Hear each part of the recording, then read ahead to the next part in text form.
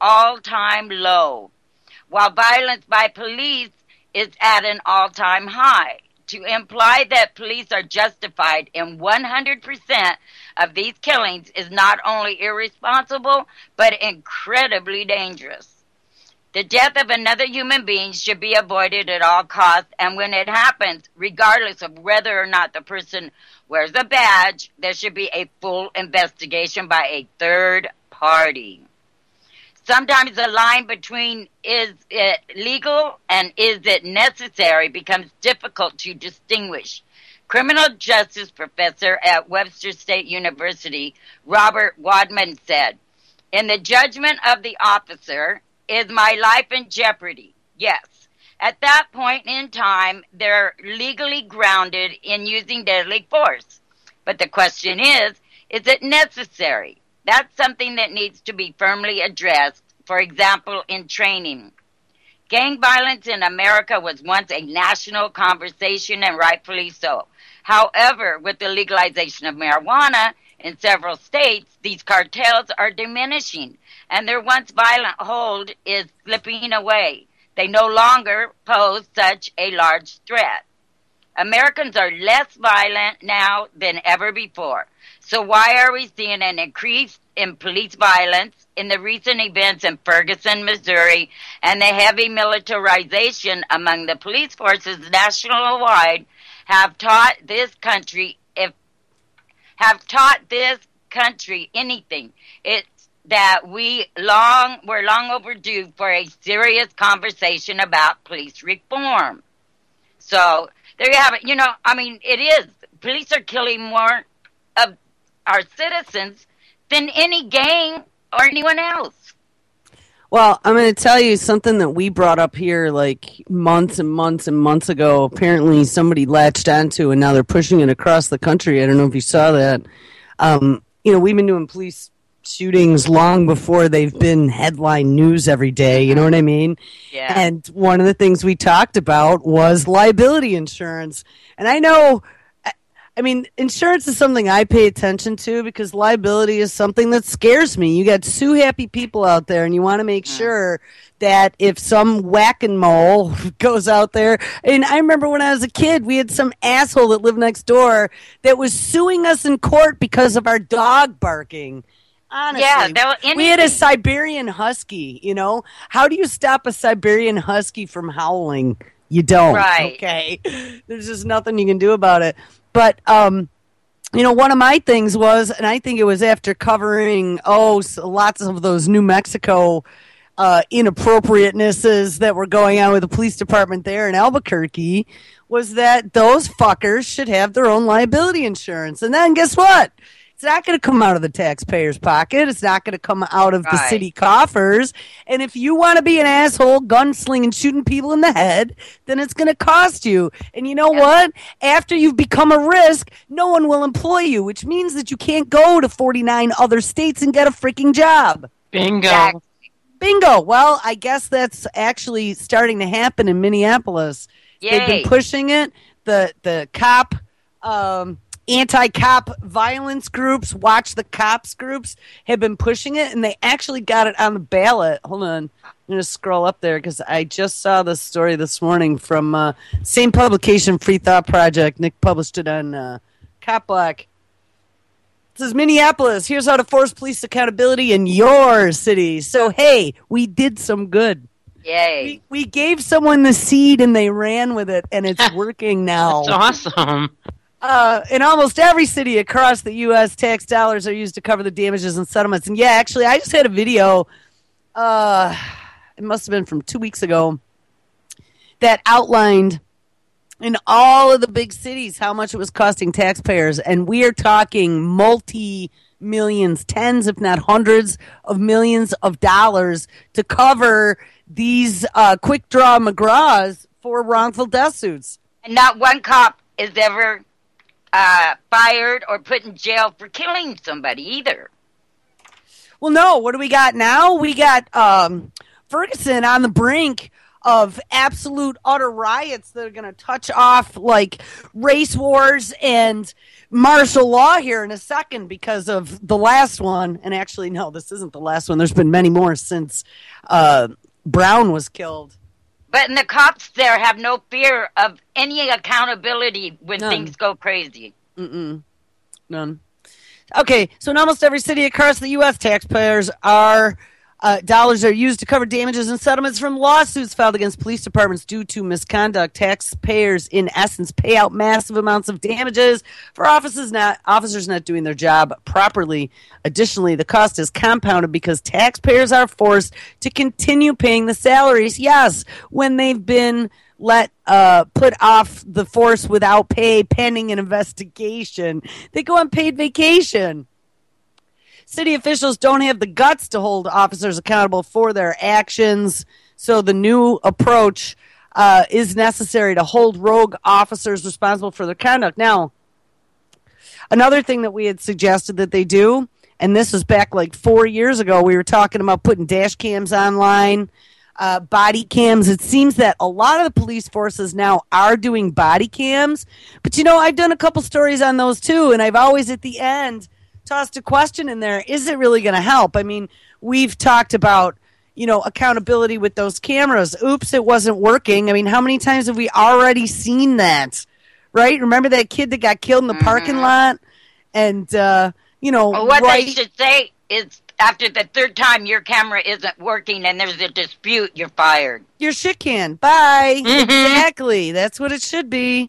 They're not going to do that, but it should be. And the body cams are going to be useless if every time there's something controversial, it mysteriously goes offline. You know what I mean? Yeah. But the one nice thing about it is if it's on there all the time, they forget about it. It's true, but you might not forget. I have seen recently a few bits of footage that have surfaced that incriminated the cop, and he obviously forgot that it was recording. So, yeah, you're absolutely right. All right. How this can be achieved, though, is through a city charter amendment. Just like doctors carry malpractice insurance, and that is absolutely true. There's all kinds of other professions that have to carry some sort of insurance to cover their asses as well. Police officers should be required to carry professional liability insurance as a condition of their employment. Abso-freaking-lutely. Shouldn't be the taxpayer, especially if you have not proven yourself. There should be like some sort of what do they call it when you first start a job?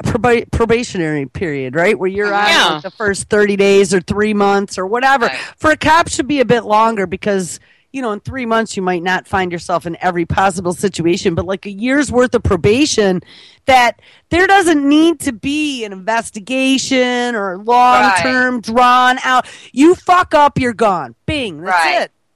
That's it. Yeah, there has to be accountability. People are sick of it now. And the thing is, when you're being put in a position to protect the public, and then you have, oops, I shot the hostage in the head. How is that going to foster any type of community faith in your department? It's not.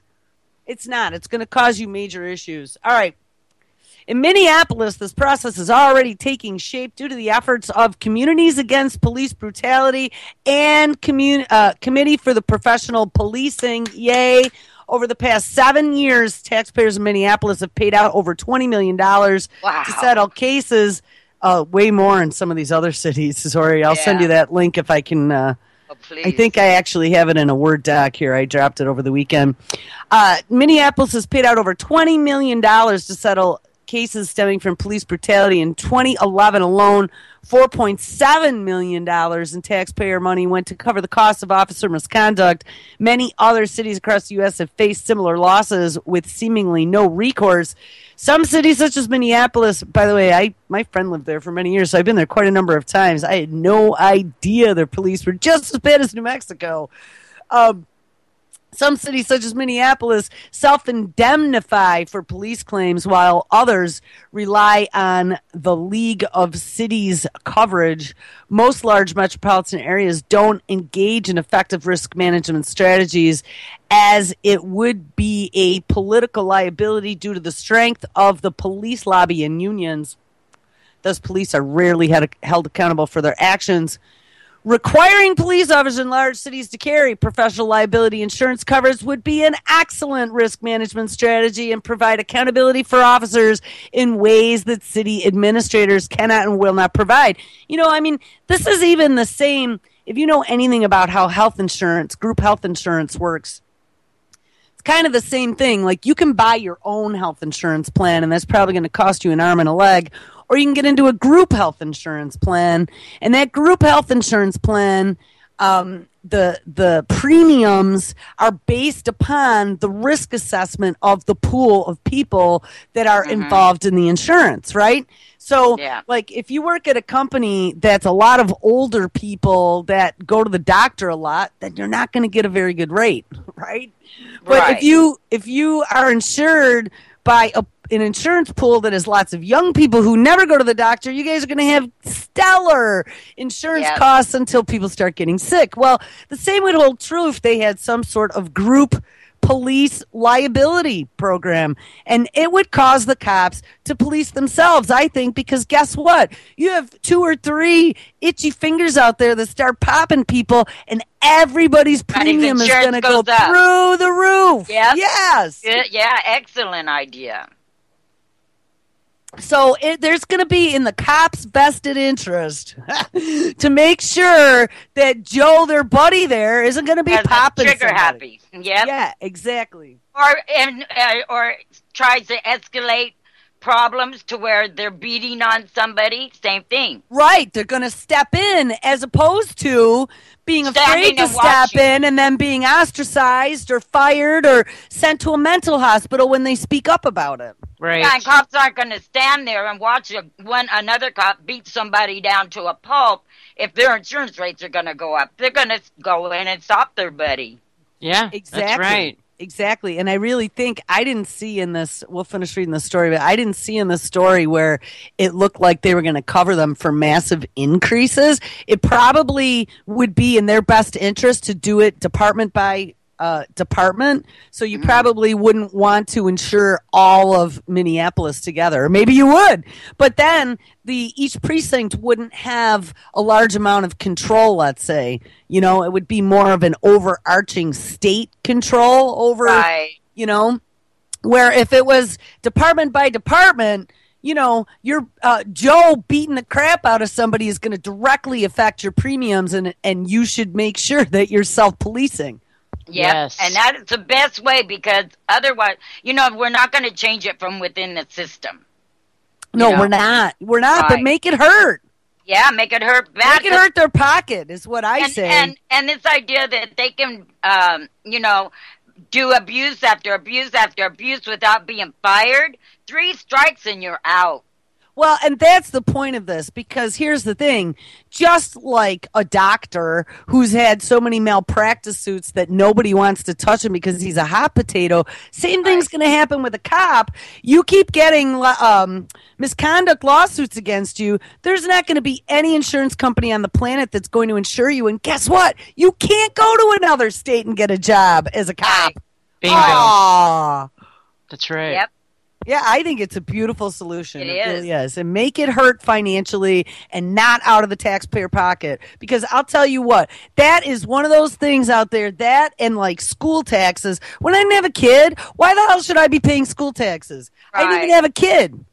That's As the administrator can sit there and make $240,000 a year as he's eating his bonbons sitting in his office, deciding whether or not tomorrow's going to be a snow day, I don't think I should be paying for a salary or for the teacher's plastic surgery. Thank you very much. And you get punished for not having children because you don't have the deductions. Nope, you don't get the tax deduction, and you still got to cough up the money to pay school tax that if you don't pay, oh, by the way, they'll come take your house. Right. They'll put it up for auction. Well, same thing with these cops. You know what? It's great that we have cops to make sure that our community is safe. But it's not great when we're paying. And I mean, over here in a couple of these Rochester towns over the last few years, they actually had some itchy trigger fingers. And you know what? Every time you turn around, there was another scam, or not scam, or whatever you want to call it, another police cover-up. Yeah, something. Or, now it's being exposed. It's like, oh, no, and he's going to trial, and, oh, he's going to go on paid leave. And I'm like, but wait a second. We're paying for all that shit. I want no part of it. Right. So, you know what? How long have I been touting personal responsibility, right? Mm-hmm. Right. Personal responsibility. The schools, you want to send your kids to public schools, you pay for public schools. You want to send your kid to private school, you shouldn't still have to pay for public school. Right. Which you do, by the way. You got to double pay. Same thing with cops. You know what? You want to go shoot people all day long. But you know what? It's coming out of your pocket then. Yeah. People, you know what? Money talks, bullshit walks, and that's the way it works. Any of these guys that are like, oh, I was in danger because he was standing behind me with a camera filming, so I turned around and shot him. Yeah, and like a 12-year-old, why didn't they seen him going to pick up the gun. Why didn't they run in there, charge at him, and stop him from getting the gun? The kid was 12. I mean, come on. Oh, I felt I was in danger. And I mean, yeah, a 12-year-old probably pot-shotting in people's heads would be a danger. But a 12-year-old, you mean an entire police force couldn't find a way to take down a 12-year-old with all these non-lethal weapons that they supposedly were trained on? Yeah. The taxpayers' dollars bought, right? Exactly. And they couldn't, take down a 12-year-old to determine whether or not the gun was real before killing him. Well, there's a clip with one that I got over the weekend, and it says in it that they knew, the dispatcher told them, and they're saying they found out afterwards. Well, it conflicts with that first news report on it, because it said that they were notified that it was probably not even that it was probably a fake gun, that it was a fake BB gun. Lady Pitbull, if you can pull me in, I actually have, there's 2 or 3 clips here from last night about this shooting. We can actually listen to it if you want. Yeah, I would like to. So bizarre. I pulled you in, and then there's Chuck's thing suddenly when I pull you in. Is it the call's being forwarded to Chuck or something? So weird. It's weird. That's all I gotta say. I don't see Chuck this time. Yeah, I see him in there, but it's only because the phones are being forwarded to Chuck. Maybe that's how we got him in there. Yeah, I think so. All right. Okay, so here, let's check this out. We got a couple clips. Okay. Let's see what they say. This is a 12-year-old boy in Cleveland. I know we're bouncing around a little bit, but whatever. It's Monday. A 12-year-old boy is dead after a police shooting in Cleveland Saturday. I'm sitting in the park. There's a guy that holds a pistol. It's probably fake, but he's pointing it at everybody. The guy keeps pulling it in ours. It's probably fake, but you know what?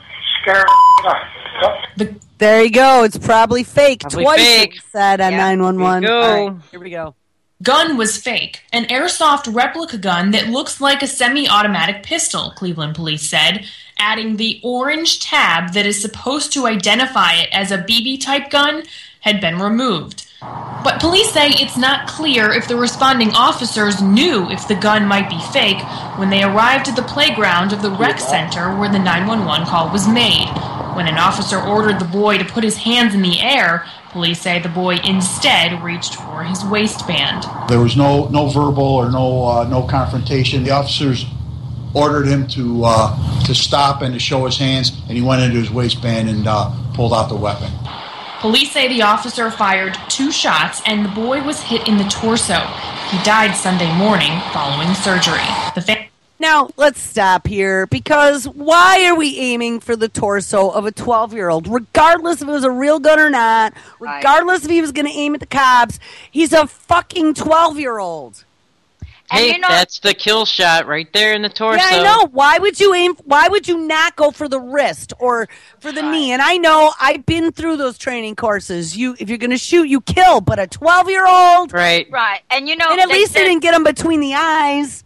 There's two things there. One said they told him to put his hands up, and the one says he reached for his waistband, but then after that they go, but he pulled the gun. Now, which was it? Did he pull it?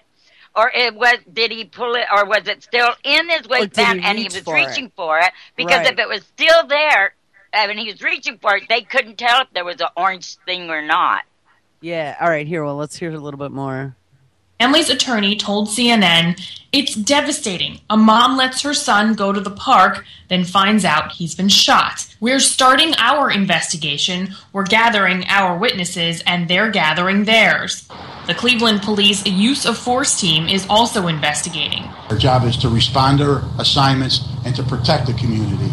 And when an officer gives a command, we expect it to be followed. The way it looks right now, it was not followed. CNN spoke to the boy's family attorney today, and when the issue of race came up, he said this. He said, "This is not a race issue, it's a right and wrong issue." We also spoke to the Cuyahoga County Prosecutor's Office today and was told that it's possible that a grand jury could be convened as part of this investigation into what happened. Well, I absolutely... Oh, hold on. We got playlist going here. I absolutely agree. I mean, I don't know about you, but they're definitely... I mean, somewhere along the way here over the last couple years, the lines got blurred between adults and children. Somewhere, absolutely, where children started getting charged as adults, with some of these crazy things. Remember the Slender Man? Mm-hmm. Those two girls, and I mean, there were some sick crimes, but as they've been working on trying to make sure that everyone is demonized, your next door neighbor, the dog, the king of homecoming, the valedictorian, that chihuahua that the cop his life was threatened by the chihuahua, so he killed it. Oh, did he? I missed that one. Oh, God. It's been so many. Everybody's been demonized. And so now there is no drawn line between adults and children. We're just going to treat all children like adults. And if they don't listen, did you hear that? Well, it's expected they're going to follow. And if they don't follow, then what? You kill them? You throw dogs in there, too. You might as well. We can't Hey, why didn't they... Actually, that's a good idea. Why didn't they let a German Shepherd go to take that gun out of the kid's hands? Because you know what? That probably would have worked. Well, they were probably would have scared the shit. It would have scared the crap out of it. It would have scared the shit out of the kid, and the kid would have dropped the gun and ran. Think about that. Exactly. Or a taser. They were close enough to use a taser. A taser? Yeah, well, look at it. I mean, the sound cannon, all those non-lethal. You remember they got all this investment into non-lethal when Occupy first started. That was what it was all about. But then we find out. Then we find out that they had snipers sitting at Occupy, right? But why are they not using it? I mean, a dog, a taser, pepper spray, sound cannon, anything would have worked better than 2 shots to the torso.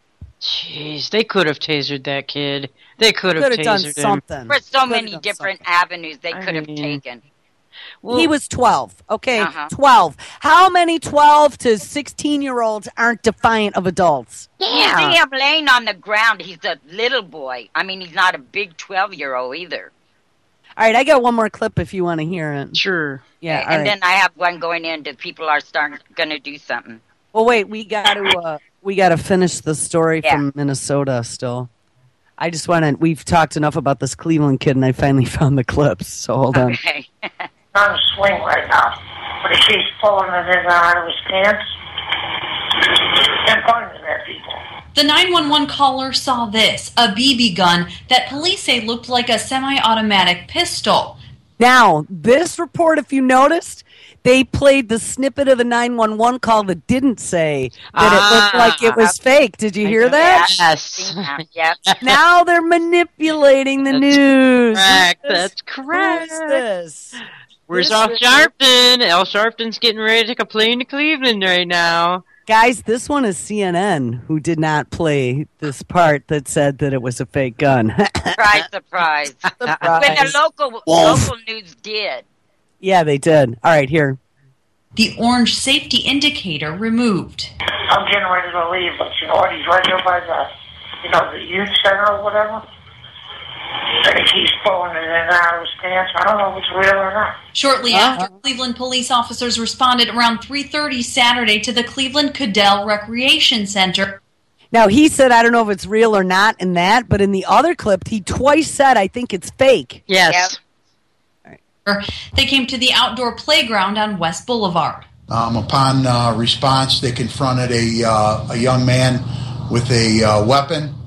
The officers exited the vehicle and ordered the young man to drop the weapon. The 12-year-old was outside on the playground and didn't listen, according to police. There was no verbal or no confrontation. The officers ordered him to stop and to show his hands, and he went into his waistband and pulled out the weapon.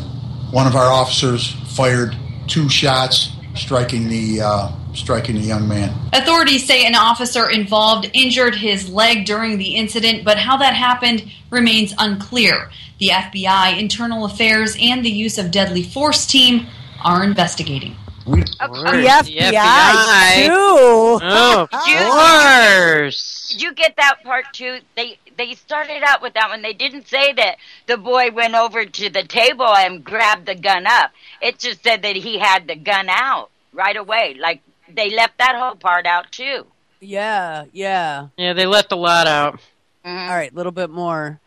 I'll tell you what, if you guys ever noticed in the Pigmine feed, there's always, well, not always, but sometimes there's 2, 3, 4 clips of the same story from different sources. That's a good This is one of the reasons why. Yeah. It's because they don't all tell the same story, right? And sometimes some tell more of the truth than others. So, like this one is trying to project what the police did was right. When the local newscast said it like it was, they weren't.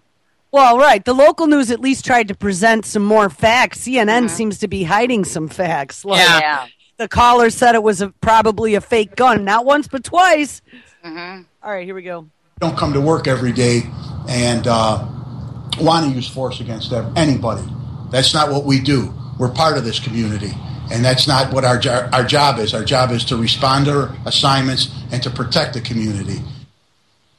Regardless, I don't think that they did the right thing. Here, we got a little bit more if you want to keep going. Yeah, go ahead. We can. Yeah. RT International. Now, for the second time in 3 days, US police have fatally shot an innocent black civilian, this time a 12-year-old boy who was shot in the stomach by a policeman at a playground in Ohio. The youngster... In the stomach? Yeah, 2 of them. Didn't they say the shot. torso? Well, They the said stomach's torso. in the torso. Oh. Well, torso is like your chest, I Yeah, thought. that I ain't mean, I stomach. guess. Close. later died in hospital. Officers thought he was carrying a lethal firearm, which turned out to be an air gun. This particular type of weapon is powered by compressed gas and fires small ball-like aluminium or plastic pellets. The boy allegedly refused to put his hands in the air and instead reached into his waistband, which is when one officer pulled the trigger twice. So there you go. Reached into his waistband. Right. Didn't even have the gun out yet. Mm-hmm. I love that accent. Yeah. Plus, it's RT. And remember, RT has this alter agenda. So, even though they're trying to cut U.S. off at the knees, typically their news has lots more ours. details. Yeah. Yeah. To expose. All right, here. We'll listen to this.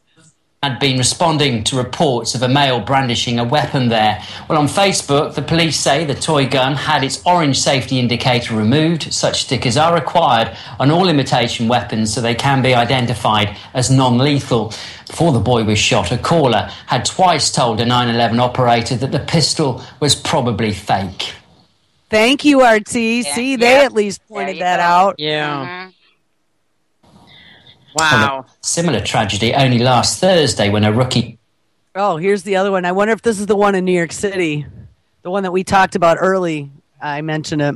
New York cop gunned down an unarmed 28-year-old man who was also black. The city's police commissioner said the victim was, quote, totally innocent, calling the incident an unfortunate tragedy. He added that the policeman's gun may have fired by accident. LPB officers were patrolling a housing project and met the victim on a darkened stairwell late on Thursday.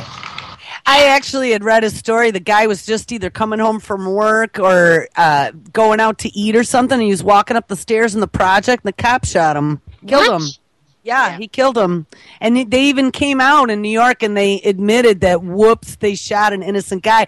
And by the way, it was a rookie cop that killed him. Oh, my God. Again, like I said, there should be some sort of probationary period. Why are rookie cops running around with loaded guns? Maybe that should also be a requirement. You got to have so many hours on the force with a senior level official before we give you real ammo. Yeah, give them rubber bullets. They could spend that money that they are spending on militarizing themselves and training. And training, yes.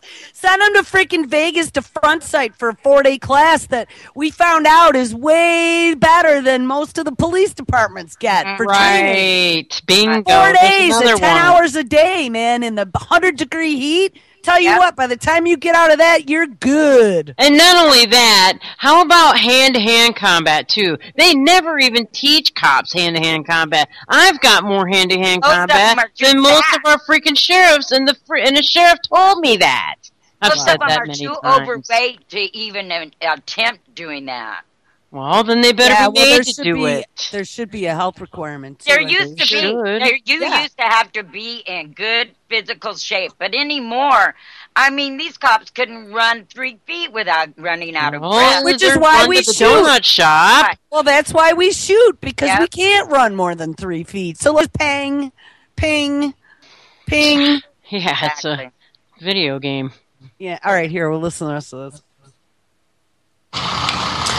And there's already a racially charged atmosphere regarding black civilians being killed by police. In Ferguson, around 100 FBI officers have been deployed to the city, which is still awaiting a grand jury verdict on whether to charge a policeman with shooting dead unarmed teenager Michael Brown. The bolstered security force joins police and National Guard troops there as speculation grows that the decision could be announced during Sunday. Earlier in the week, a number of people were arrested during 2 successive nights of street protests. And the thing is that it wasn't announced Sunday, so it very well may be today. Yeah, I guess they're getting a lot of conflicting evidence, and they're having trouble sorting through it.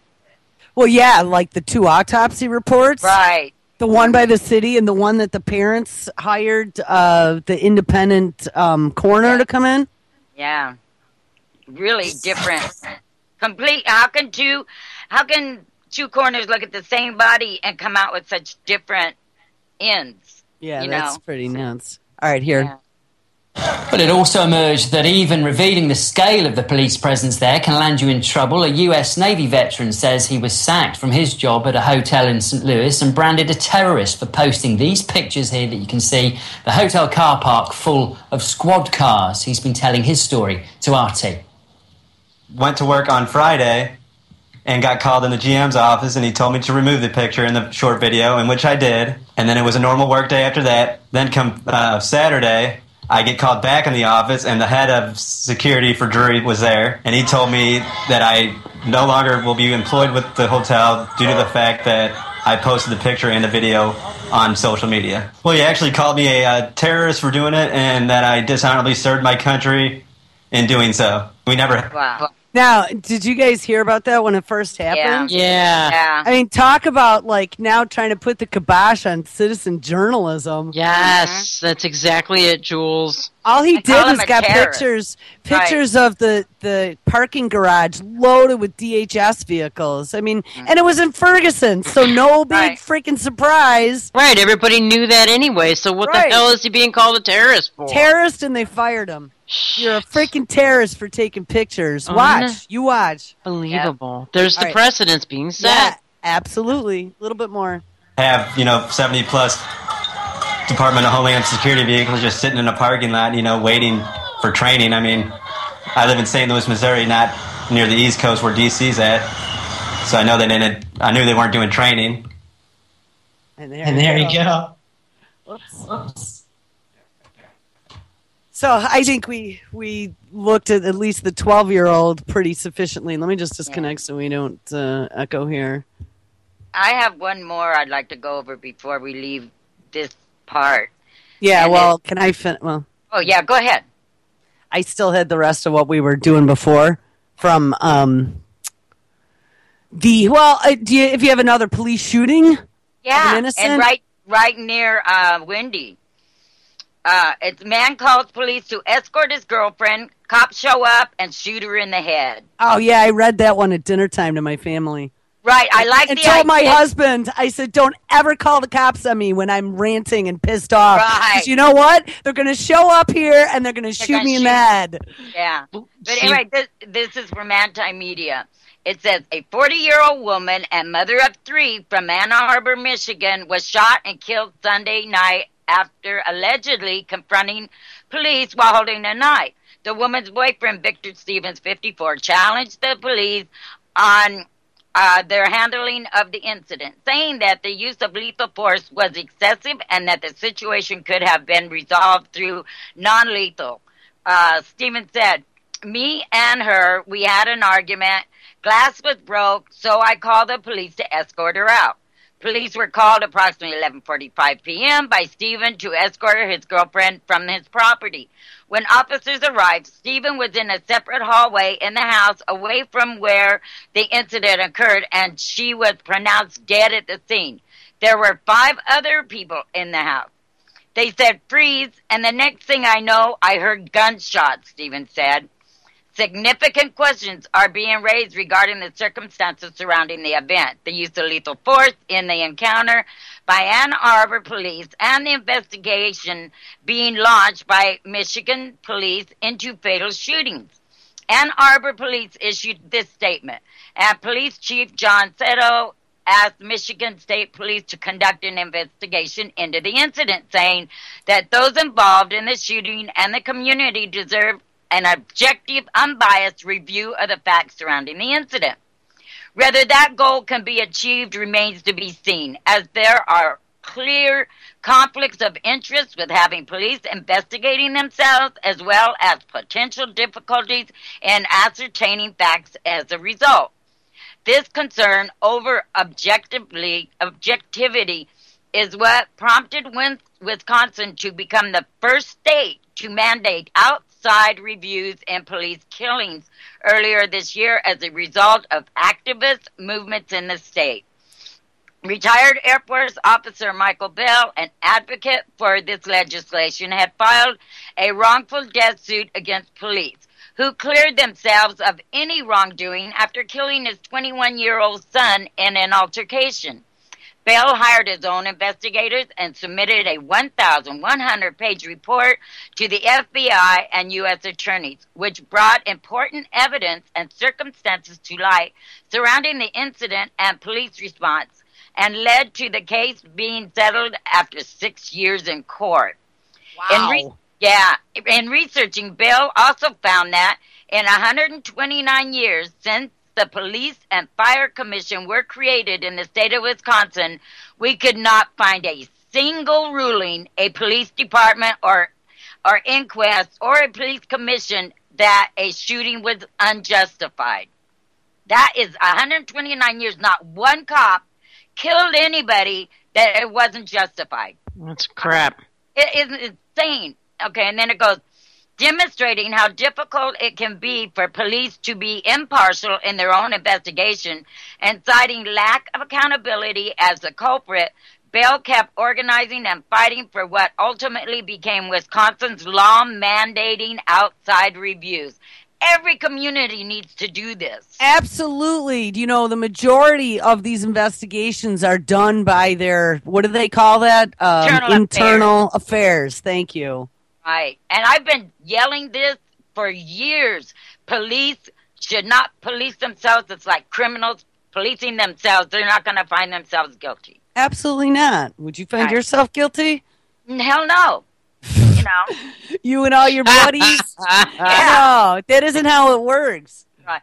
Okay, then it goes on. Whether the investigation finds the killing justifiable or not, the question will remain of whether the deceased mother of 3 could have been disarmed and taken into custody without facing lethal force.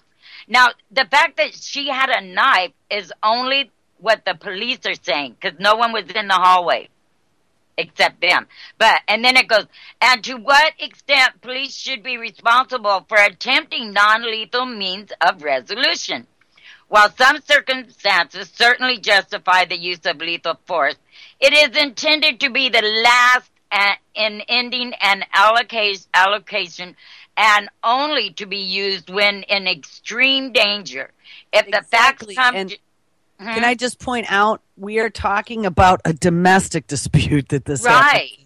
She broke a glass or whatever. A glass was broken, so who knows? It was a window or if it was a glass. But it was a domestic dispute to have her escorted off the property. Not she broke into my house and she's terrorizing my family with a knife, tying them up, torturing them. Right. And we've been kidnapped for 8 hours. No, my girlfriend and I had a fight, and I'd like her escorted off the premises. And also, he said he heard freeze and then right away gunshots. You know, I mean, you got to give someone time to freeze. Yeah. You know. Okay, there's just one more paragraph. While some circumstances certainly justify lethal force, it is intended to be the last resort in ending an altercation and only to be used in extreme danger, because the price for society is far too steep. 3 children will now enter adulthood in society with their mother having been taken from them by violence. And regardless of whether this woman was a good mother or not, this is not the kind of practice that engenders building a better society. That's it. Yeah. But, okay. Shooting everyone. Okay. Yeah. Can I interject here? Right. We talked about this in my Krav class that evening, the day that it happened, and I said, "What? Couldn't there have been any other way to disarm her?" Because my instructor is a Washtenaw County SWAT team lieutenant, so he is a cop. And I was like, "Well, look, dude, if you were in that place, I mean, couldn't you, instead of shooting her, couldn't you have just disarmed her?" And he's like, "You know what? I probably would have shot her too, because I'm not gonna. If somebody was coming at me with a knife and I had a gun in my holster, I'm not going to bother trying to go hand-to-hand combat with her. Or with them. I'm just going to shoot." And so I see what his point was. And apparently she came after these cops. She had it up, and she was coming after them, and they shot her. That's what the story was. I didn't read that. That's what he told me. And these cops, they all, talk to each other. You know what I mean? But regardless, let's go to any gun battle with a knife and see who wins. I mean, why would you shoot to kill then? There should be some other means. Yeah, they shot her in the head. Well, see, that's what I said, That's where too. they aim for it. They tell you to aim for between the eyes. That's the kill shot. And I'm telling you what, you go to one of these classes where they teach you to shoot and they teach you tactical, they teach you to kill. Yes. But you know what? I'm going to tell you what, I kept arguing in the class because I was like, I don't think I could do this. I mean, I'd blow his freaking his ankle apart, or his knee, or his wrist, or his shoulder. It's easy to miss the ankle, and then they would be on you. Well, you know what? Shot number 2 then has to be the lethal kill shot. But shot number 1, the first place I would not aim for is between the eyes. And the second place I would not aim for is the chest. Why couldn't they have used the baton to deflect the knife? There you go. Or kick her feet up from underneath her. I mean, if you took that Krav Maga class, you know what? You know how to do that easy. You go floop, and they fall to the ground. And there's pain stuff, but I mean, she was actually had it in a strike position apparently, and she was going after him, and they could have used their baton to deflect it. I don't know, to murder her right off the bat. And the guy they said freeze, and then bang, bang, bang. They could have shot it out of her hand, too. You know what I mean? I mean, there's a lot of different things besides blowing her brains out. Yeah. Yeah, that's sick. And, well, I don't know. They were in the hallway, in a room all by themselves, and we all know that cops lie to cover their asses. Right. Well, that's true. And you know what, Jules? I think the solution really is the insurance, what you're talking about, because they would, believe me, find other alternatives. And the first year probation. Reliable. If they, yeah. You know what? If there's a killing, you have to go on probation, regardless. If you kill somebody, now you're on, hypervigilant, and you're going to have a partner or somebody assigned to you at all times, like you're a rookie again. Yes. I think. Yep. You better be damn sure you should be shooting to kill. And they should be going through retraining before they get back out on the force. That's a good one, too. They should retrain all of them, because the mindset that's out there right now isn't working. No, shoot first, ask questions later. That's what they're teaching them. Yep. Look at more people are being killed by police than gangs, than any other thing that except in Mexico. Yeah. Yeah, and then cops you cannot have cops investigating themselves. I don't care what you say; they're gonna cover each other's butt. Remember that blue honor roll thing that you never snitch on your partner. So it's time for an independent, and their argument is always, well, an independent wouldn't be able to know how to evaluate a place. Excuse me, I'm smart enough to tell if someone went by the rules or if they were excessive force. Isn't that what a grand jury is? Like kind of an independent investigation? Kind of. Yeah. Yes. Well, here's the thing. Why aren't these so-called Ferguson head leaders, these protest leaders, how come they're not talking about viable solutions like we've been talking about here all morning? But no, they're just talking, and they're just publishing maps of targets of and now it's escalating, I guess, between Anonymous and the KKK. Which tension is building. I was thinking about this. There are a lot of people that are getting behind this Anonymous attack, but this is almost seeming really staged to me. It does to me. I know, me too. I'm watching now how these are all headlines, and we're getting the KKK all mixed up in this Ferguson shit and Anonymous. So now we got these two sides. We got the people who are for the cops.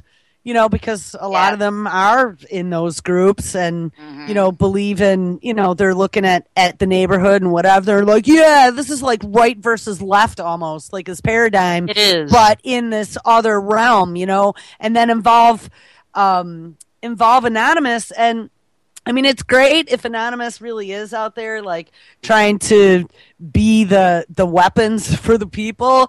Right. But it's not so great because we got to remember cyberspace has been very, very, very compromised by the government.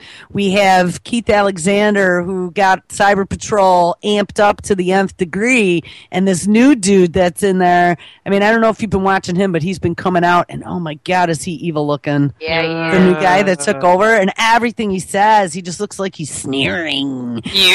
He's really scary looking, and I don't know. They're down there. I didn't know that Keith Alexander would go down to Black Hat in Vegas and try to recruit. And I mean, we saw the last couple times. Right. All the hackers are like, hell no, we're not. I know. It was great. We don't trust you.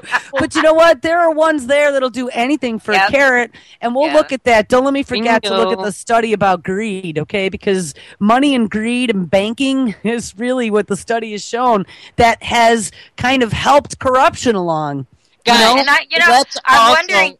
Seriously, let's also not forget what the FBI just did. They went in there and had a, quote, 2-month investigation into the new White Panther Party. And look. I saw that. And now they found all these, bombs and stuff that were in like these, you know what I mean? And they set them up. So that's a factor too. That's another factor that's being thrown in here. And then I read that they were sending 100 FBI agents into Ferguson now. So well, they just said that in that clip we just heard. Exactly. Are they holding back the grand jury's decision so tension will so they could get more? prepared That's too? Right. Yeah. And remember, the weather warmed up. It was really cold, so people were kind of, far and few between. But the weather warmed up, and your crowds are going to be really blossoming now. Can anybody say false flag? Almost. I mean, because why did they pick? I keep asking, why did they pick this one when there are black people being shot every day in ghettos across this country? But this one, they blew this up like they planned it. Well, Al Sharpton, if he had any, he's like FBI informant, obviously we know. Yeah, and he admitted that too, by the way. That if any of these so-called protest leaders had anything worth their salt, they'd be heading right for Cleveland right now, protesting this kid, because that is more of a justified cop shooting. Well, wait, let me rephrase that. That's a more unjustified cop shooting than this incident here. Because this guy that got shot by the cops in Ferguson had just stolen from a freaking party store. He had just stole items, and he was like walking up. I was still trying to find. I thought there was question about that. My friend and I were talking about that the other day, and I was like, well, I vaguely remember there being some sort of like security cam footage. Wasn't it from like a 7-Eleven or some gas station store? And then after the fact, though, they came back out and they said, no, it ended up that was not him on the footage. Oh, well, I didn't hear that part of it, so you know what? Well, you know what? And I was trying to find proof of that, but I think that video was actually on the channel that got taken down, so I don't know now. Interesting. So, yeah, there's crap being, blocked, there's crap being pulled off the internet, there's all kinds of nefarious shit going on here. I just, the fact that kid was fired for taking the pictures of the DHS vehicles, I thought was kind of odd. Can that really happen? Does he have a lawsuit on his hands? He was fired, honestly, for taking pictures. Or could they say that they're a hotel and that's their privacy policy? Nobody wants to check into a hotel and then have to worry about employees of the hotel taking pictures of them and putting it on the internet. You'd have to read their policy to find out. That's a fine line there, maybe. And is that, violations of free speech? Do you have the right to take pictures anywhere and post them? Even like with the drones. Kids flying drones and taking nudies of people on the beach, but they're not bothering anyone. Right. And I mean, it's public land. And do you have any right to privacy? Just like this was a parking garage, but it was owned by the hotel. Right. So who knows? Wow. All right, and it's outside the I mean, it's in the parking lot, but there's no expectation of privacy there anyway. Well, but it's the property of the hotel and the parking garage. But that would be like, if I'm in my yard outside, that would mean you couldn't take my picture. But that's not how the law works. I have no expectation of privacy when I'm out in my yard where people can see me from the street. Well, that precedent was with the taking pictures with the drone, where it held. It was used in a conviction, or at least in a trial. I don't know if the guy was ever convicted. Was that one that we talked about a few weeks ago? Again, he was, within so many feet of his house. And once he's beyond that certain radius of his abode where he would expect privacy, it was no longer private, even though he was on his own property still. Right. So, anytime you don't have the expectation, like if you're in your room and you have the curtains drawn, you have the expectation of privacy. You don't expect anyone to be seeing you, except for, of course, the NSA. But right, from your laptop camera. Yeah, from your and the Russian hackers, don't forget that. Yeah, that too. But if you're outside in your yard and there's a highway out there, you have no expectation that no one can see you. And that's in the law. So that's why cops are getting in trouble all the time for saying we can't film them when they're out there. Well, we can, legally. I don't care what they say. Legally, we can. Well, that was a Supreme Court decision. Yeah, we can film them. regardless of what they say. Yeah, cops are still arresting people for doing it. They are. Did you hear in Tarpley's show? There's that guy in New York City has to go to trial January 23rd for filming the cops in New York, and he's actually up on multiple felonies too. They like totally trumped up the charges on him. Oh my Right now, God. if our judicial system is not corrupt, he would be let go, and then he wouldn't even go make it to court. No. But if he gets convicted of this, how can anyone say our system is not corrupt when the Supreme Court said we can video him? He's going to have to then pay to come back and whatever they call it. It's early, guys. I need another cup of coffee. You know when you do after you get convicted and then appeal. Thank you. Yes. He'll have to appeal and then continue to pay for a lawyer. Right. Now, he's supposed to be innocent till guilty, but is he in jail? Do you know if he's in jail or if he bonded out? No, I think he's out because he was interviewing. But, this is, how can the district, I would want to get a different district attorney, because why is he even taking this case up since it automatically, the Supreme Court said we could, and then they're I don't know he didn't mention what all the charges were, but he said that a whole bunch of them were felonies and then there were a few misdemeanors. So it sounded to me like they trumped up the charges beyond just filming. Well, they do. I have a training manual. They do that. Yeah, very. I have a training manual for the police department, and in that training manual, they teach them how to build up charges and up. So they stick. So if something gets removed, they'll still have them. I mean, how many cop shows have you watched in your lifetime on TV? That's exactly what they do. Right. They get them on all kinds. So if other ones get wiped out, they stick. Something sticks. Yeah, the DEA, the district attorney can say, okay, if you plead guilty to this, we'll drop all of these. But you're still saying you're guilty to something you're not. And that's a problem for me. I mean, if too. I do something wrong or I wrong somebody or I lie or whatever, and I don't, but I mean, if I were in that situation, I have a very strong moral conduct, so that's why I wouldn't be lying. But if it for some reason, I don't know, let's say there was a really good reason that I lied about something to cover something for somebody or whatever, if I were caught. And that's the game I've always played. If I were caught, you tell the truth. It's the end of that shit. You know what I mean? You fess up to whatever you did wrong. So if they came to me and said, well, here's a plea deal, you need to then plea of anything, they'd be putting me away for life probably because I wouldn't be playing the game. I wouldn't be able to admit to something I didn't do. When they come at you like they did my friend and said, we have a 99% conviction rate, which they do, and I could send you away for 12 years and you will not be raising your daughter.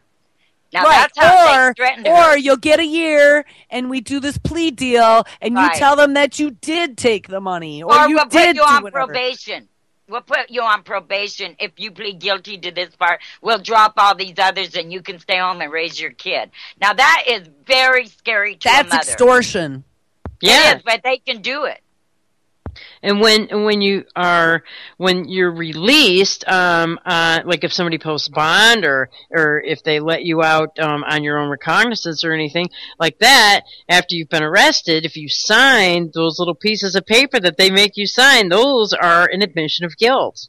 And do you know that if stage for these little plea deals that come down the line? If you're on bond, if you're bailed out, if you even so much as run a stop sign, that doubles the charges against you because you are not allowed to break any laws while you're out on bond. Even a traffic ticket could do it. Yeah. So, yeah, it's crazy. Well, the ticket is to don't sign anything that they give you. Don't sign anything. I mean, right. And like one guy did here, and they took him to jail, stripped his clothes off of him, and put him in a cell where everybody was walking past him for 72 hours. Wow, why didn't that end up on Live Leak? This was 10 years ago. Oh, yeah, it was local here because the guy refused to sign the ticket. And they found out because if you refuse to sign a ticket or refuse to show ID, they can take you into custody for 2 hours to find out who you are. Can I tell you, ID, I saw them beat the crap out of a university professor a few months ago. She was crossing the street in the wrong place, and they jumped her, said she was jaywalking. And first they wanted to see her ID, and she's like, why do I have to show you my ID? Well, ma'am, we want to see your ID. You're breaking the law. She's like, what do you mean I'm breaking the law? You're jaywalking. She's like, are you kidding me? Let me see your ID. She's like, I'm not showing you my ID. I'm a college professor. What are you talking about? And they freaking tackled her. Yep. She had a skirt on. She was suing them because her skirt was all hiked up. Her underwear was sticking out in the middle of the street. And they attacked the woman because she would not show her ID. Well, isn't that a Supreme Court decision, too, that you have to show your ID? No. I didn't think that. No one has any right to know who the hell I am unless I'm a perpetrator of a crime that I've been charged with. Or you're under suspicion because there was a burglary down the street and they're checking everyone's. But other than that, if you're just walking down the street, they can't come up and say, let me see your ID. How is that even right, though, Zorie? Checking everyone if there's a burglary up the street so everyone's guilty unless you prove yourself innocent? I don't think that's right. Because that's some of these shootings that have happened where cops have, remember last summer, they crawled in through someone's bedroom window and shot the owner or shot the dog because the dog attacked him. And they said that there was a bucket outside the window and they thought that maybe the robber climbed in through the window, so they went in through the window. What? Yeah, they didn't shoot anyone, but they... no, they killed the dog. They killed the dog. That's right. They killed the dog and threatened that girl because she had a weapon, and they threatened and were threatening. I remember we talked about that because I was like, anybody climbs in through my bedroom window in the middle of the night, I don't give a shit who you are. Bang. Right, and with the excuse that they were looking for a burglar, why didn't they go to the front door and knock? Exactly, or ring the doorbell and say, are you okay? Or robocall all the neighbors and say there's a perp in your area. Window, you should be shot. You don't climb in through somebody's bedroom window in the middle of the night, and I don't care who you are. And remember, she had just seen someone walk past the kitchen window when she was doing dishes, and then they showed up in the house. She seen someone, she didn't know who it was, walk past the kitchen window. That's why she went and got her weapon, because she heard someone and then she had her weapon because she seen someone. I think that's a different case, but there were multiples. Not with the dog. The dog is when they were sleeping. There were multiple cases of them. There's so many out there. We can't even keep them straight. I know. I mean, really, we've been talking about this stuff for so long, and I mean, at least now you have to say the alternative media is all over this shit, which is great. The statistics are proving everything we have been saying. Yeah. I mean, think about it. Go back like 3 years ago even. We were talking about this, and there was no press. It was very rare that you ever saw one of these stories make it to national news. Look, how many was in over the weekend? 5? 3, 4, 5? Yeah. I know of 2, and then you brought up a third. Or you brought up 2, and I brought up a third. Right, so at least, and those are ones that just made the news. Yeah, those are the ones that made the big headlines. Who knows how many others there were? So let's get back to this insurance thing. So, what we were talking about an hour ago was a way to protect the people against trigger-happy cops. It was a suggestion we had made a long time ago, and it looks like now they actually have made it into something solid, and they are proposing it in Minneapolis. And it's wonderful. They actually even have a blurb out of the document that they're trying to get voted on. So basically, it's this. Have cops get personal or professional liability insurance to cover themselves if they are convicted of wrongful death suits by being trigger-happy. And independent investigations. Well, right, and that's something that they don't call for in here. There's probably a couple other things, which right off the top of my head, I don't remember. While we were going over those other stories, I was adding things in my head, and I thought, I should write these down, and of course I didn't. There are a few things besides the liability that I think definitely would make a difference. Independent investigations, training, that was the other one. They had to go to training. If they shot someone, they went on probation, had to have a buddy, and retraining. Exactly. They aren't put right back on the force. You know, I think that these things that you're mentioning right now would solve the entire problem. It would solve the problem overnight. Here's the other thing. The stuff we talked about back in our original days of ever doing radio was to take these cameras, and this is before they even had cameras on cops. Remember, we talked about that long before they ever even thought about cameras on cops. But, I mean, I do this shit. This is what I did for a living. Webify your web cameras. Put them on a big dashboard with all real-time cameras. You can drill down in the database by state, by county, by precinct, down to badge number. And you have to be streaming. And we've talked about this before. You go offline, you get docked for your pay. That's all. Right.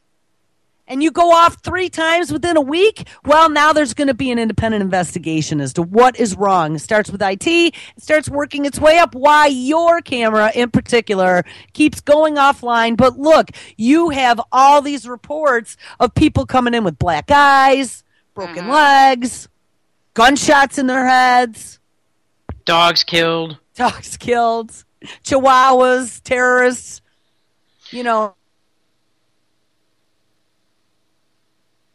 I think that there is a very small things that could go into play. Yeah, and if they're found guilty of abuse, they go to jail. Yes. They don't go in for retraining and all that. Rehab. You know, rehab or whatever, get to resign. They go to jail just like any other citizen if they killed somebody. Right. You get stripped of your protected status once you kill someone and you're found guilty of whatever, that you manufactured evidence or manipulated the truth.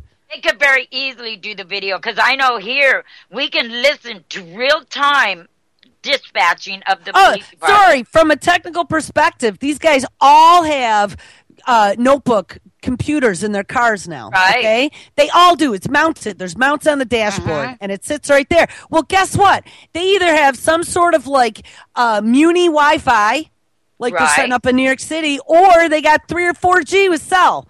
That's true. They're sending their data back or receiving data and sending data when they run your car reports on your license plate. Right. Like in the old days, they used to call it in.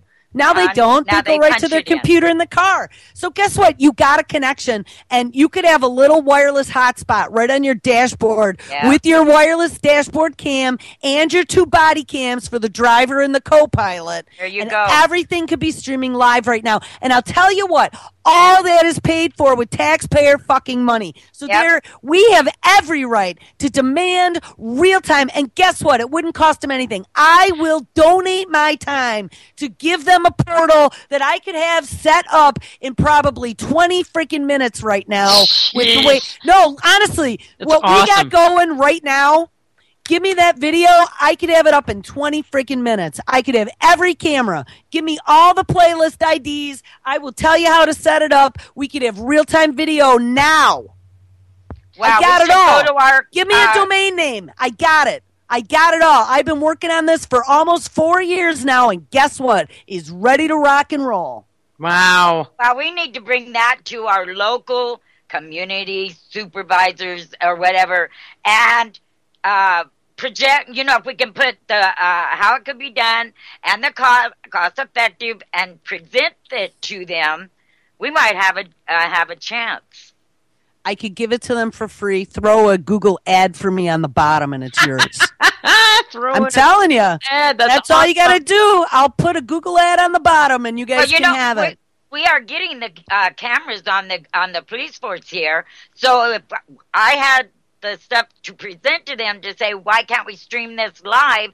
So then there is no question about what's going on. Huh. That's well, there. See, you see why it's got solutions.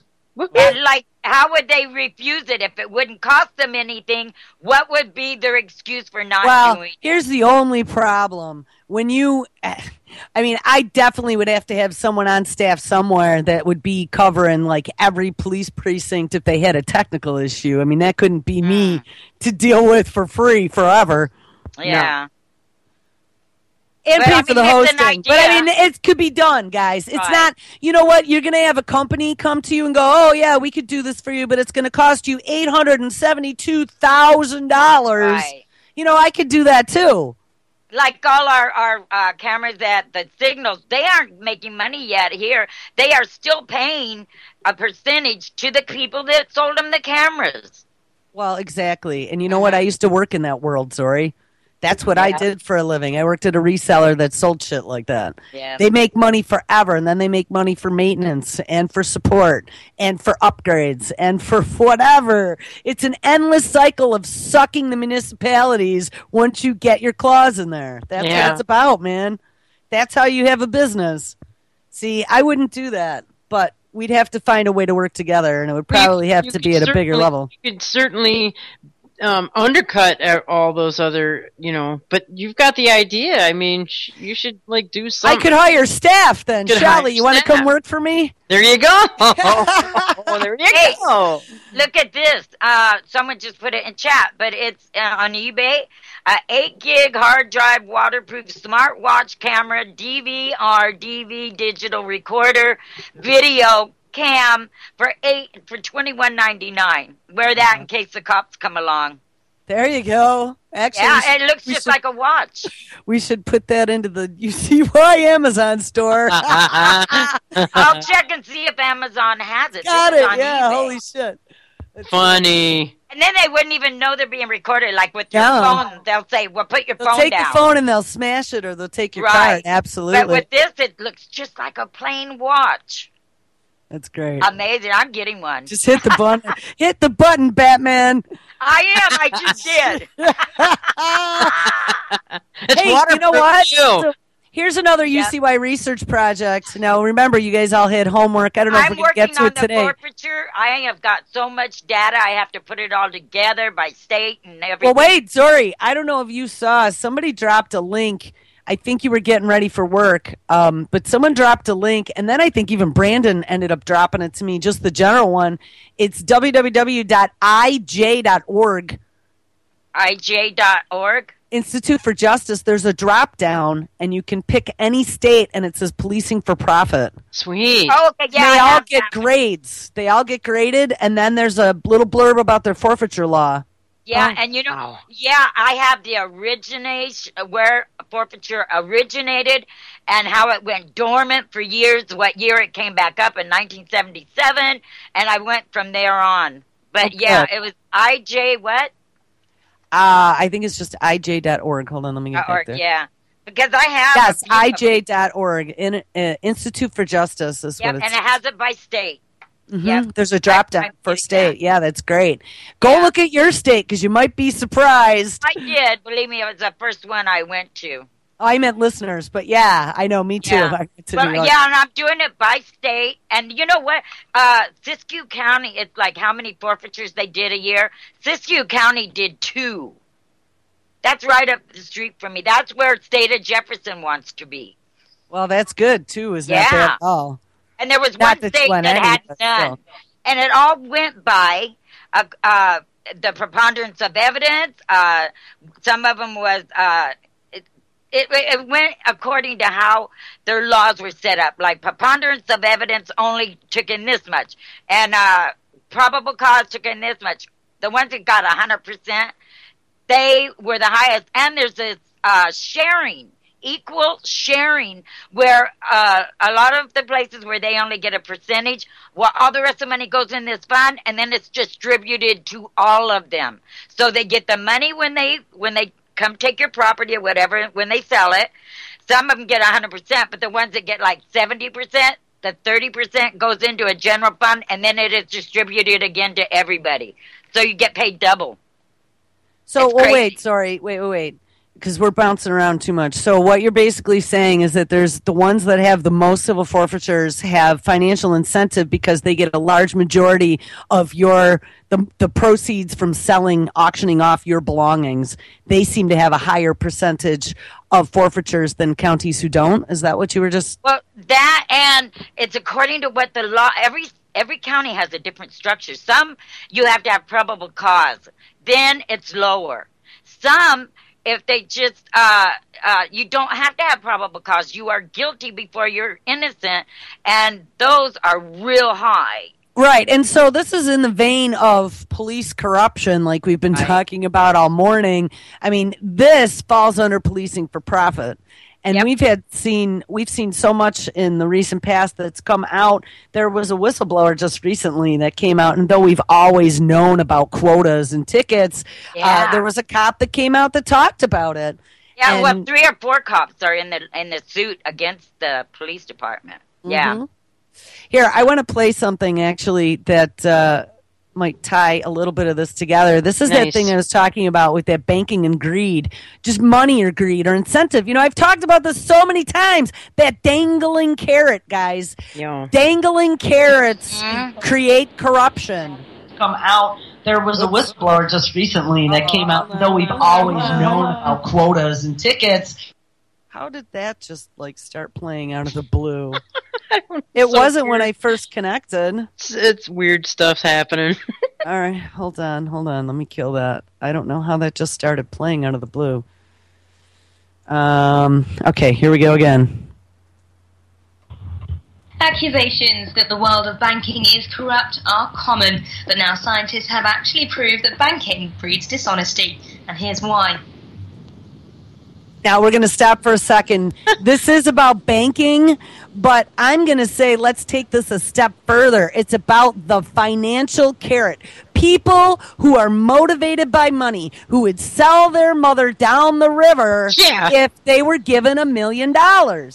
Screw her. Chuck her off the train. You know what I mean? Yep. And there are people like that. I know people like that who would do anything for money. Yeah, well, bankers in liars. particular. Bankers in particular. Liars. But I mean, just like the policing for profit. I mean, Zorie, if there is an incentive, right, to find a way to make someone look guilty so you can gain their assets over them, and you have the ability to do that, and there's incentive to do that. Maybe this person was, I don't know, a thorn in your side, like Reverend Pinckney.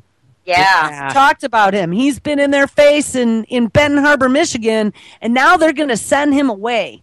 They are sending him away. They are trying to put him in 20 or 25 years to life right now for election fraud that hasn't even been proven to be true.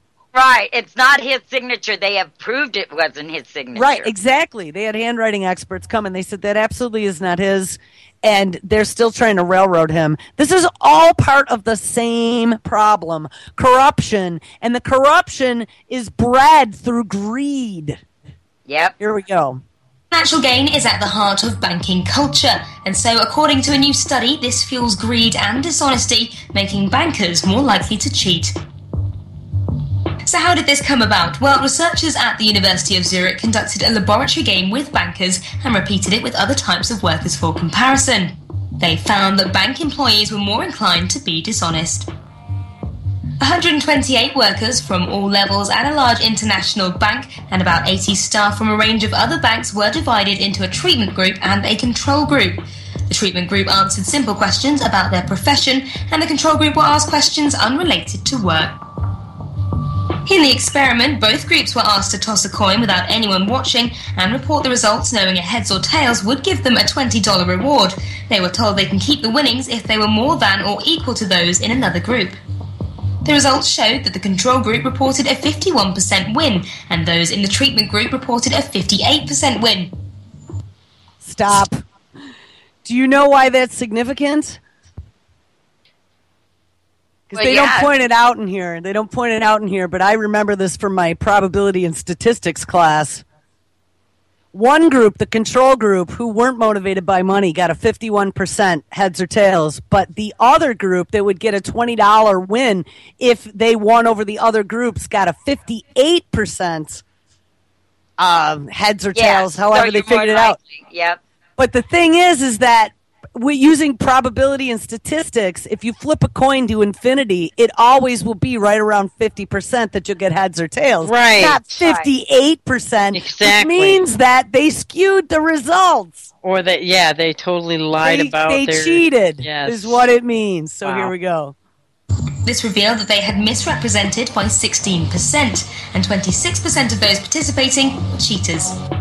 In comparison to employees from other professions such as manufacturing, telecoms, and pharmaceuticals, it was the bankers who turned out to be far more dishonest. They didn't mention cops, though. So there we go. They didn't mention cops. They didn't test the cops. No, but I'm going to tell you that this study was really an eye-opener to me because this proves what we've been saying, that carrot. I mean, I'm going to tell you, I worked 20 hours a day at my job if there was an incentive. I worked as an engineer for salespeople. So guess what? The more sales we made, the more commission I'd get.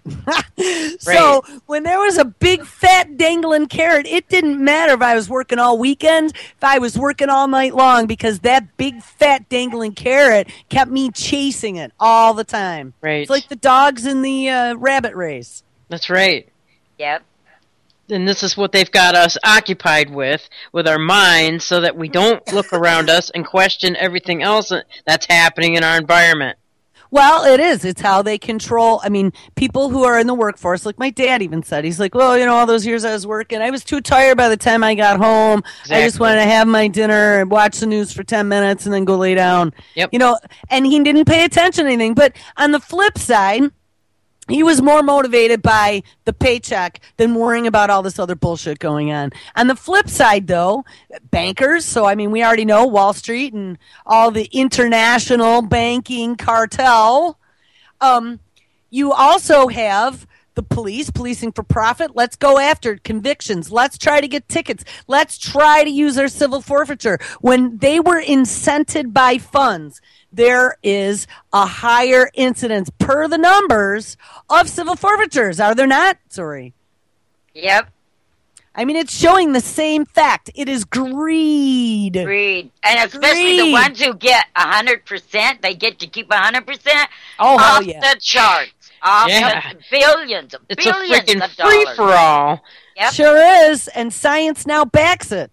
We got to remove the incentive. Hey, look at lobbyists.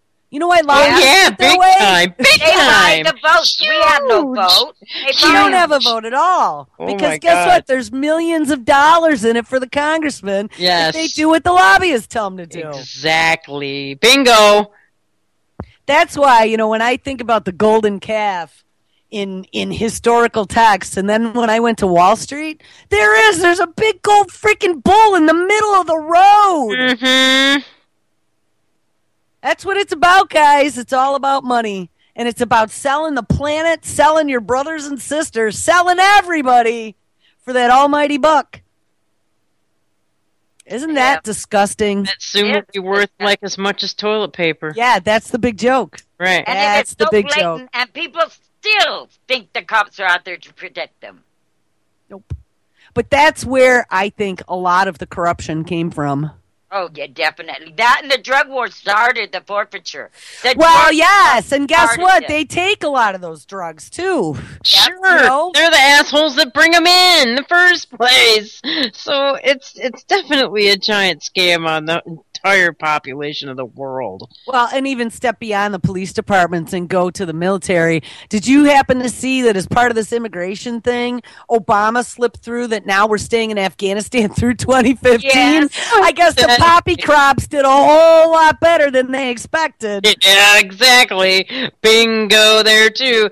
What is that about? And I didn't see that in the news anywhere. Oh, my God. Actually, I think Anti-Media caught that this morning. I might have seen that. First thing. Is there like an article there? I had some videos. Ooh, even better. Oh, you know what? I don't see it in the headlines, but yeah, here we'll find it. Let's find it. Boner. Boner. Oh, I guess Chuck Hagel is freaking resigning today. He is. Yeah, I missed that one. It's hot off the presses right now. Is that because we're staying in Afghanistan? What's that about? I think so. Because that came out of the blue. Yeah, I know. It's nuts, man. It's starting. Heads are starting to roll. Hopefully here. Hopefully this is like some kind of a tipping point where it could go either way. I don't know. Because if you look at what's going on everywhere, there's a tipping point like in 8 different places now where they're all sort of standing on a little balancing board on the edge of the lava. That's how I feel. Yeah, well, and think about it. We got Ferguson. Ferguson is going to be interesting, regardless of what happens, regardless if Wilson resigns, regardless if you got 100 FBI and DHS there, regardless. Now, like I said, KKK and Anonymous and all these people buying guns to protect themselves. Gun sales are off the charts. I mean, we got a lot of issues all mixed up in this one event. But we also have Russia, Ukraine, Syria. Right? Did you see the Benghazi? They came out and said, nope. All you conspiracy people were absolutely wrong. We just finished our investigation of Benghazi, and nope, you were wrong. We've decided that there was no wrongdoing right on the heels of, or the front heels, the toes of the 2016 election, where Hitler still might try to insert herself. Oh, you know what? Then that's it. I mean, anything goes now. I mean, with this gauntlet that Obama dropped with the executive order on immigration, and now this, that's it. I think they've just signed the freaking death warrant of this country. Well, it's interesting because with this immigration thing, if you really listen to what Barry said, it wasn't what I expected. It absolutely was not. It was not that he's opening the door and giving everyone amnesty. He's giving 5 million people amnesty out of how many? Isn't there like 140 million or some crazy number like that? Yeah. Probably. But the way he worded it, you got to come out of the shadows now. You got to register. You got to pay your fair share because you haven't been paying your taxes. I'll tell you what, if I were an illegal and I heard that, I don't think I'd be stepping on that train too quickly. It almost sounded like, let's get you to register so we know who you are. Yep, that's exactly it. And they're definitely lining up for that. You know it. So anyone who's hopping on that bandwagon quickly, this is like, again, being tempted by the carrot. Guys, it's all about greed and being tempted. You should always, if it's too good to be true, it probably is. Yeah, exactly. Caveat emptor. We learned that in 5th grade. My social studies teacher, he used to go over and over, caveat emptor. Always remember that, he'd say. Wow, that's awesome. He's probably long dead. It stuck with you all this time. Sure did. Buyer beware. Yep. I mean, if it looks too good to be true, it probably is. And the other one was, there is no free lunch. That was this other one. Someone's always paying for it. There is no free lunch. If it's too good to be true, it's probably not is. true. Yeah. Always pay attention and have those little hackles up on the back of your neck. Yeah. And always question. Don't take something for face value. There is no such thing as free anymore. No, there never was. There's no free lunch. Yeah. There's always something that you have to give in order to get. Right. Well, that guy really shaped you, didn't he, Jules? He did. His name was Feinauer. That was his last name. Right on. He was pretty awesome. He was an ex-vet, and he used to carry this metal yardstick that when, it was like late afternoon, we had his class. He was really good, though. He actually I hated social studies. I hated history back in those days because it was just so dry and boring. Like, if we did it now with all of the, the documentaries that are out there and the reenactments, I think I would have totally been into it. But well, if they would have told us the truth back then, we would have probably been interested. Well, and see, that's the one cool thing about him is that he had been through Vietnam. Wow. And he might have had some PTSD issues because I'll tell you here in a minute. But he used to give us like little, we'd go through the book and you'd have to read segments. Each of us took turns reading to the class and then we'd talk about it. But he would embellish like he was telling a story. And that was why it was interesting in his class and things stuck with me. But that was an afternoon, like 2:00, one of the last classes of the day. And especially in like May or June when it was warm and you didn't have air conditioning and you didn't know if it was going to be warm or cold. So you wore like a sweater or a sweatshirt that day. So you're all sweaty and it was after lunch and you're like, oh God. He'd take this 3-foot metal yardstick and he'd be walking as he's talking and he'd march over to the blower in front of the window where the heat would blow out, and he would stop talking and he'd go, bang! Boom. And the whole room would resonate, and we'd all, like, snap to position. And then he'd, like, give a smirk, and then he'd keep talking. Oh, my He'd God. scare the shit out of you. Great. What a great dude, man. Yeah, he might have been. God, I don't know if he was like 5th or 6th grade, maybe. I was pretty young. But, yeah, so anyway. Neat. That's a neat story. How'd we get off? It's a good story, though, darn it. I was trying to get back to Obama. Oh, yeah, and hiding in the shadows. Maybe. I don't know. I lost my train of thought now. We were talking about the immigration. We're all like, what the fuck? All right, here. No free. I don't even can't get things for free. That kind of. Yeah, actually, there is no free lunch, right? We were going to take a look at Obama announcing that we were staying in Afghanistan. Oh, Benghazi! That's what it was. There you go. Yeah. All right, hold on. How you don't believe things they tell you either. Let me do Benghazi. Benghaze. And I think that was on Pigmine. I almost died when I saw the headline, and I'm like, am I supposed to be believing this? No. Mainstream news.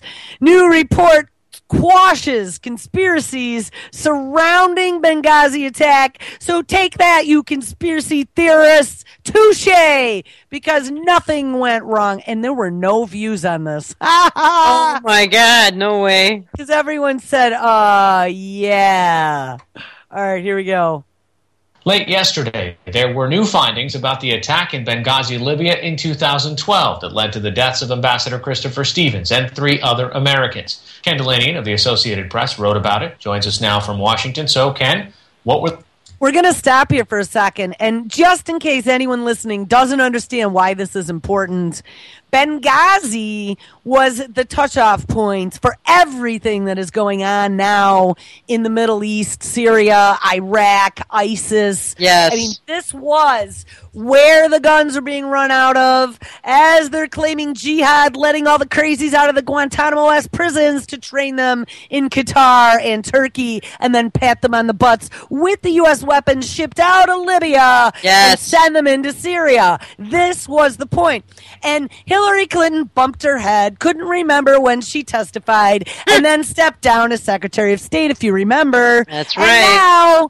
And fingers were pointed at her, blah, blah, blah. But now, as 2016 is coming up, they just found new evidence that says that nothing wrong happened in Benghazi, paving the way for Hillary Clinton to go la la la la la and step back onto the world stage. What does it matter anyway?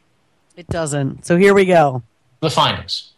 Well, Hari, this report essentially debunked almost every criticism that had been leveled at the Obama administration over this incident.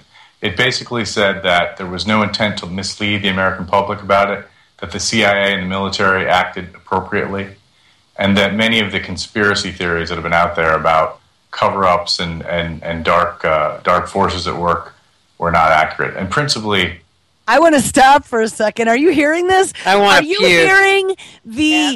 You know what this is? Right now, the Democratic Party is in the doghouse, okay? Yeah. There was the sweeping midterm elections where they all got voted out and Republicans are now in charge. But they don't want a Republican for president.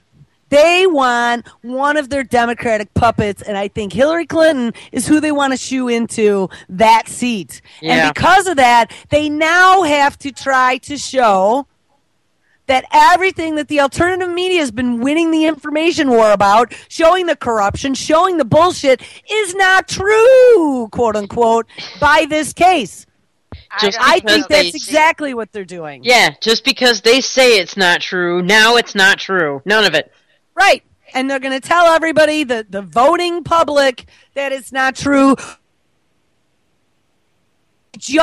We just signed this executive order to give the illusion of giving illegals a path to citizenship, so now you guys can all vote Democratic too in 2016. Think about it. Here it comes, guys. Here it comes. We're paving the way. Yep. Most interesting finding for me is that after the weekend after the attack, the then ambassador of the United Nations, Susan Rice, went on the Sunday show, as many viewers may remember, and said that the attack had evolved from a peaceful protest. That turned out to be wrong, and she and the administration took a lot of flack as a result of that error. This report by the House Intelligence Committee, which is a Republican-controlled committee, essentially says that Rice was relying on intelligence that was provided to her from the CIA and other intelligence agencies. And in fact, points out that there were 21 intelligence reports that said that there had been a protest at this diplomatic facility. That those turned out to be wrong, but the intelligence picture was incredibly confused. And so the report found that there was no intent to mislead by anybody in the government about 21 reports were all wrong. Did he just say that? There's no mention of that film that they blame too. Yet that filmmaker, that film that they blamed for this crap, is still in jail. Yes, where it looked like it was the whole Muhammad thing, right? Yeah. And where you can't show his likeness, and that came out, yes. Ooh, memory holes. Really shallow, aren't they? That's what they're banking on. Yep. They're all right, banking on it. What happened here? Okay, so what makes this particular committee or this particular finding different? There have been previous investigations, right? Yeah, this is the 7th congressional investigation, I believe, and the 8th overall. And this essentially mirrored some of the findings of the other investigations, particularly on the role of the military. But this one, the House Intelligence Committee has access to classified intelligence and CIA personnel that other committees don't have. And so this report got the deepest into what the intelligence said, who carried out the attack, what their motivations were. And in fact, it pointed out that to this day, that's not completely clear. But what is also significant about this is that it's a Republican-controlled committee. The chairman is Mike Rogers, outgoing retiring member from Michigan, a very partisan Republican. But he concluded, and his colleagues concluded, that many of the charges against the Obama administration, which have been leveled by Republicans, this has been a big political issue. Many of those charges are just simply don't hold up. Okay. All right, I'm going to stop here because there's a couple things that he said. Mike Rogers is a wanker. Let me start by saying that. that. And he's retiring. Yeah. And really? You know what? They probably got dirt on him and caught him with hookers somewhere. Hell and yeah. so they said, you know what? This is the 7th time that we are having this committee look at this evidence, man. We got to get it right this time. Now, one of the other things that he said that I thought was interesting is that the reason why the other 6 committees didn't find that there was no wrongdoing is because they didn't have access to all this classified material that, oops, by the way, wink, is classified, so we can't tell you about. Right, interest of national bullshit. Yeah. Oh my God, this is such utter bullshit. It's like the 9/11 Commission. Yes, this is exactly what it is. This is putting a nice pink bow on it and giving it a big kiss on the ass. Goodbye. Exactly. Oh my God! All right, wrapped up. They're going to do. We listen to a little bit more before we run out of time. All right. So, what are the repercussions now? Does this change? I think there's one more committee that could have findings. Well, there is a select committee that is supposed to continue an investigation into this issue, and they have said they will take this latest finding into account. But some of the key Republicans on that committee have come out and said, look, this House Intelligence Committee report debunks a lot of the questions you guys have been raising. So let's focus on what we all agree was a shortcoming in this incident, which is that facility was not well protected. The State Department, part of the facility in particular, was not well protected. The people guarding it knew that, and they had asked for more better security from Washington, and that was not granted. Everyone agrees that Who didn't grant it? And the hope is that this, at least among Democrats, that this committee can focus on that shortcoming and rectifying it and better protecting diplomatic facilities around the world. I thought Hillary Clinton was the one who was tasked with providing that security. She was. One of the key points. She was. Notice he doesn't say that. Right. He did say that there was wrongdoing there, so that's interesting. But it's not really Hillary. It's wrongdoing, but it's not really Hillary. Not really Hillary. Yeah. Okay, here, a little bit more. Any idea how many dollars all these investigations cost? Yeah. You know, I don't know, but it's got to be tens of millions. I mean, We don't know. there's document gathering that takes place. There've been this probe alone. There were 20 hearings or events by the House Intelligence Committee. They talked to dozens of people, reviewed thousands of documents. It's been an enormous undertaking. I think we'll never know how much time executive branch personnel have spent responding to these inquiries. All right, Ken Delaney of the Associated Press. Responding to these inquiries, meaning fabricating evidence to me, or shredding documents, or deleting hard drives.